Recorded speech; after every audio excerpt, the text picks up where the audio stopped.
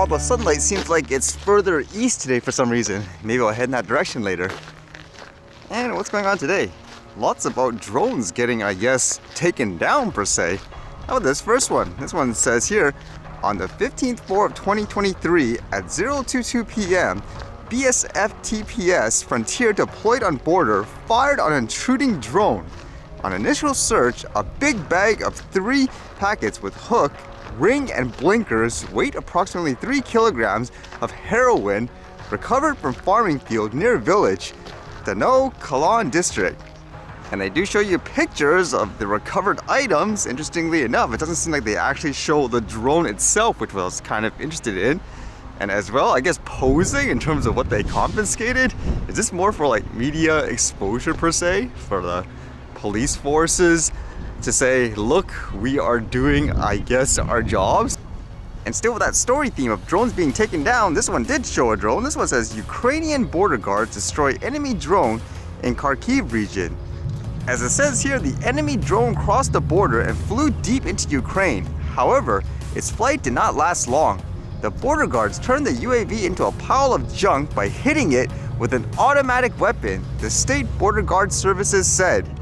Is that a bit of an overkill? But then again, I guess you don't know what's in there and so forth. It says the Ukrainian General Staff earlier said that from February 24, 2022 to April 16, 2023, Ukrainian forces destroyed 308 combat aircraft, 293 helicopters, and 2,339 tactical unmanned aerial vehicles. I guess that would be expected since they're a lot more, I guess, affordable to use that stuff that are, I guess, disposable in a sense afterwards versus, let's just say, a $1 million or $2 million helicopter or something like that. And I was reading this where for some reason over the past couple of weeks there's been so many stabbings in the area to the point where even people who work in things like the transit, they're saying it's too dangerous. This one says crisis levels. Skytrain workers union wants help dealing with violence on system. The union that represents Metro Vancouver Skytrain workers is calling on both municipal and provincial governments for help amid a recent rash of violent incidents. As transit workers, we are deeply disturbed by the horrific events that have occurred in our lower mainland transit system currently, and our hearts go out to all the families and victims of the violence. The increase in violence on public transit is reaching crisis levels, and our members do not have the training and tools to deal with violent offenders. On Saturday, a man was sent to the hospital after he was stabbed in the stomach area at Surrey Central Skytrain station. Last Sunday, a man was arrested in Burnaby after reportedly assaulting and attempting to slash people with a knife. And with that, they're asking the provincial government, like it says here, to create a plan to deter and mitigate these senseless acts of violence and keep our members and the public safe.